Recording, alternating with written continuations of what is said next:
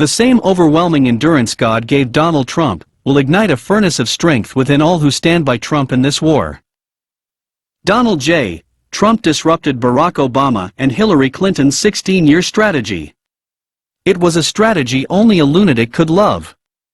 Obama was to perform his magic by compromising the mechanizations of our government to weaken the country.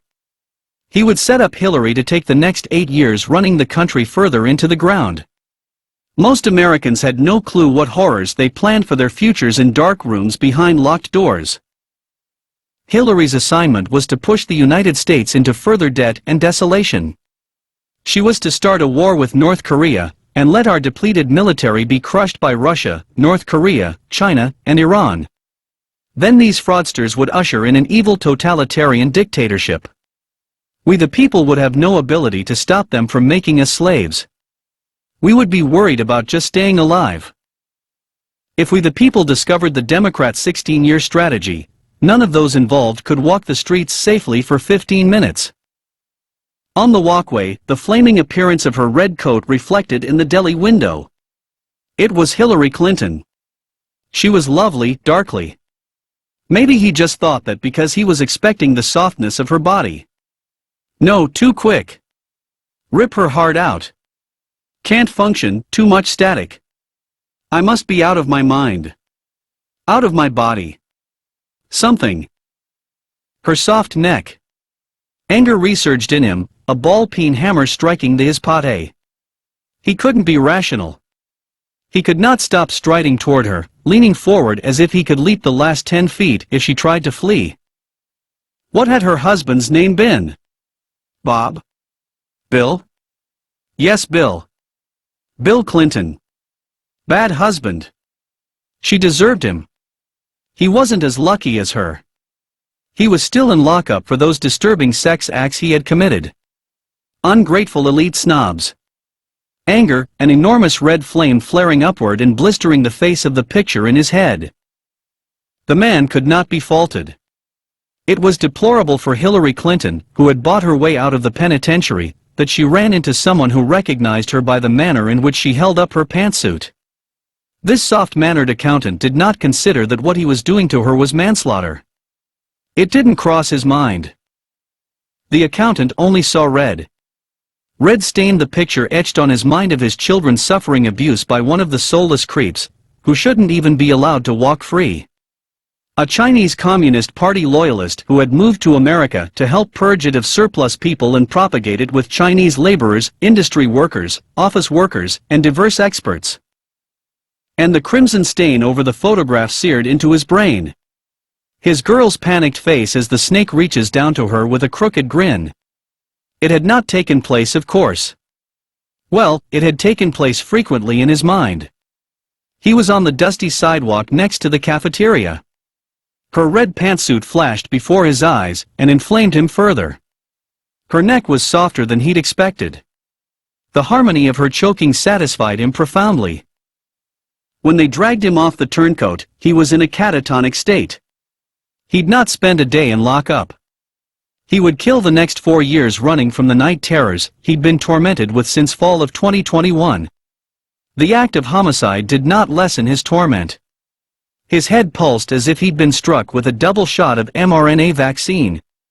That scream pounding, blasting in his skull. Something deep within him popped.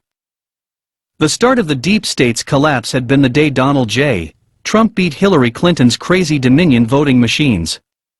The Dominion voting machines were not much better at counting votes accurately than one of the slot machines he had gained on hundreds of occasions in the past.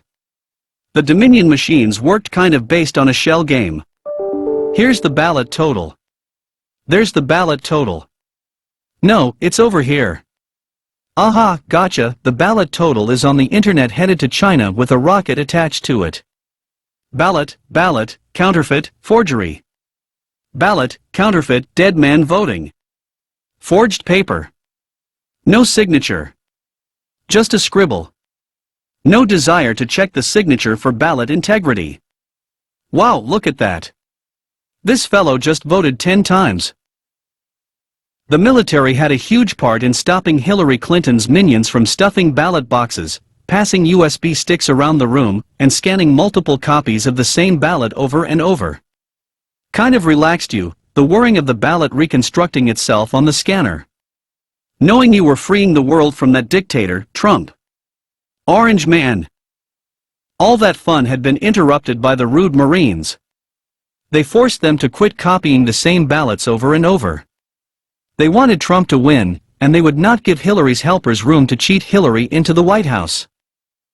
Donald Trump got past Hillary's little shell game, and slipped by her at the last moments of the presidential election. He was bracing to work. He would devote the next 4 years to supporting the military. Barack Obama had defunded beef up the quantity of tanks, rifles, fighter ships, surveillance airplanes, and restocking the military with ammo badly needed to provide these iron weapons a reason to exist. The military had nearly run empty of ammunition. Mechanics had to crawl through old tanks, airplanes, trucks, and armored jeeps, hunting parts required for repairs. It was their sole way of keeping America's war machine up and running. Donald Trump did something no one expected. He signed an executive order in 2018 that dealt sternly with anybody who might attempt to help a foreign entity to change the results of a federal election. Glance at it and you might discover that anybody caught interfering with the United States election process would experience financial loss.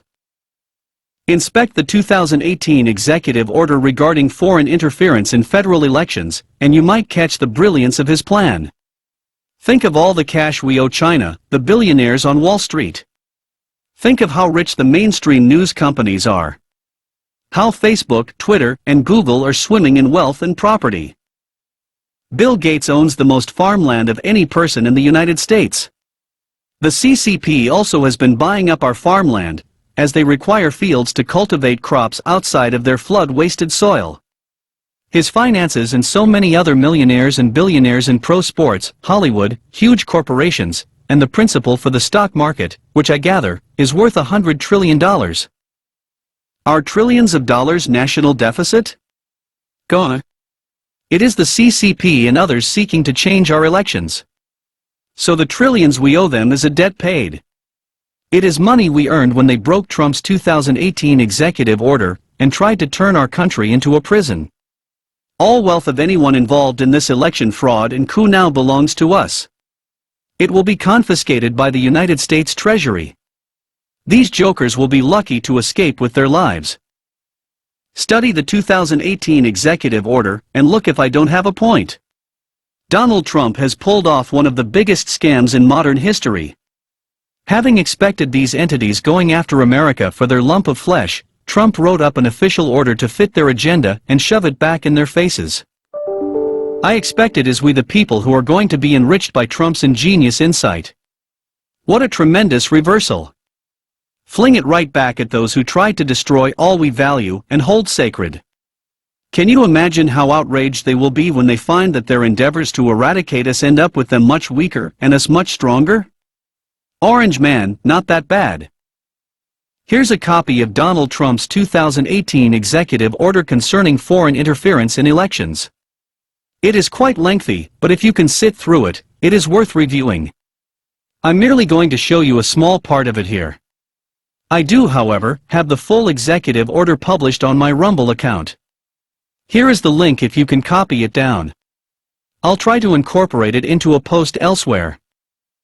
Trump's 2018 executive order on foreign interference in elections, rumble.com. Donald Trump created the Space Force as the most competent spy tool in existence. The Space Force begged to be born. It alone might save the United States. In the cyber warfare field, the United States had lagged the rest of the world's developed nations. Nobody knew how to stop a hacker from getting into and wreaking havoc on your computer systems. It seemed they were suffocating on frustration. They earned their way in by breaking the codes, solving the mysteries, and assembling complex systems from mentally worked out and memorized designs. If you couldn't build it, they often remarked, then why dream it? They were a little off. Einstein would take issue with that statement. However, one minute it seemed they were stuck with an unsolvable problem. The next minute they were spitting out algorithms and conceiving remarkably sophisticated strategies for applying the full weight of complex organizing of systems. Yesterday's enigma was the platform for tomorrow's outstanding success. Trump saw more guts, intelligence, and determination in these men and women handpicked for him by Army intelligence than any group he'd ever interacted with for a project before. For too long, the United States had been heavy on battleships, and light on information security techniques and anti-hacking tools. President Donald Trump fortified America's military hardware with many more guns than most caught on to. New inventions flowed through the creative designers of war machines like oil through white bread. Only the top brass of the honorable military leaders realized how hard he toiled to buoy up American combat capacities. Not that surveillance could be overlooked. For the full first term of his presidency, Donald Trump and his team studied the Chinese Communist Party. They learned the ins and outs of the Russian military processes. Iran couldn't spin an ice cube in a blender without the United States Air Force tossing up drones in the Iranian airspace to make certain the terrorist state wasn't spinning up any uranium. The Trump administration studied every menace as if it were a certain crisis. The CCP was ignorant for once of American cybersecurity experts hacking into their most sensitive computer systems. They were used to doing the spying. They'd always gotten their success not by applying mind, sweat, and imagination to developing new techniques. They just paid off immoral slugs for information. They usually provided it. The money meant more to them than the millions of lives that could be destroyed because of their treason. Money solved everything, but it couldn't buy what wasn't for sale. Only what was being offered. Lately the United States military had about reached its tipping point. The Defense Intelligence Agency had grown disgusted by the treason and selfishness of the corrupt career politicians. They guarded their secrets carefully these days. Domestic espionage had replaced the spy game. The Space Force, Trump's pride and joy, exploded into being like a tremendously cultivated and luxuriously leafed plant, suddenly explodes into its full growth. The Space Force erupted from the fertile soil of creativity and the painstaking military persistence and discipline. They built it on the bedrock of a year of solid study. They established it within the complex networks of endless miles of circuit board connections and logic applied with the skills of artistic endeavor. In short, Trump's cybersecurity amateurs developed into expert cyber hackers, code breakers. Meanwhile, Trump pushed the team to invade the CCP space to learn as much as possible about China's capabilities, their weaponry, and especially their intentions, and the chances of they might go berserk and launch a misspelled their way. Under the Trump administration, things were hopping. Much the opposite that Obama and Hillary had planned for. The seething tempers of the politicians who had sold their own country to a cruel enemy, seethed and simmered until immune systems broke down and COVID became an issue for those same traitorous politicians who had awaited the coronavirus for weeks, specially ordered from mainland China. Then they put the virus to work for them as a powerful tool to pry the peasants' livelihoods, religions, and financial conditions wide open like a wound to dabble with, let fester, and purposely infect according to their present need and desired effect. Yet they themselves seethed with an anger they did not understand. It consumed them for months at a time. It seemed like sorrow. Other times it seemed like hate. It never seemed like love, peace, or hope for a better tomorrow. Constant stress and worry. Can Trump figure out what we've been doing?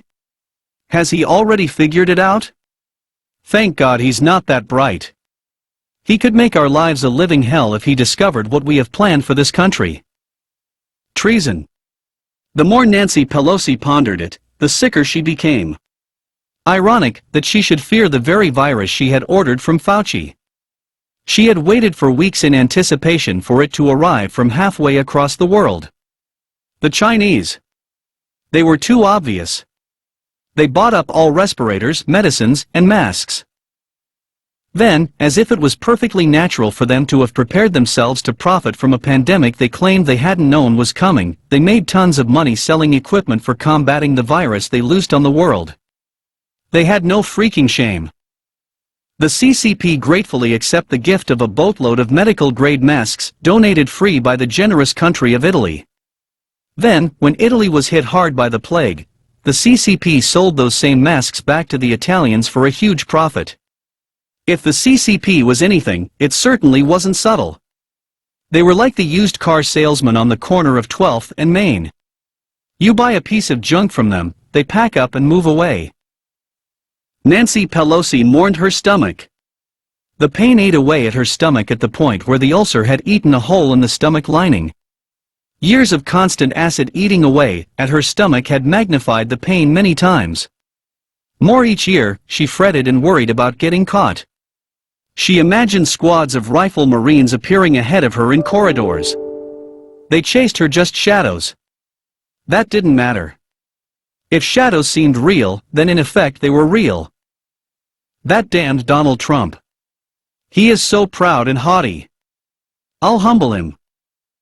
Even as she thought about those emotionally brain-twisting ideas, Donald Trump was busy at his task of making the deep state miserable. His goal was to push and jab China to the edge of a nervous breakdown. He would put China in his time zone. They would dance to his tune. It would certainly be the howling blast of the Jewish shofar, and not the twanging nylon weakness of the CCP's stringed instruments. I'm going to stop here. If you're interested, part 2 of Trump's story will come in a few days.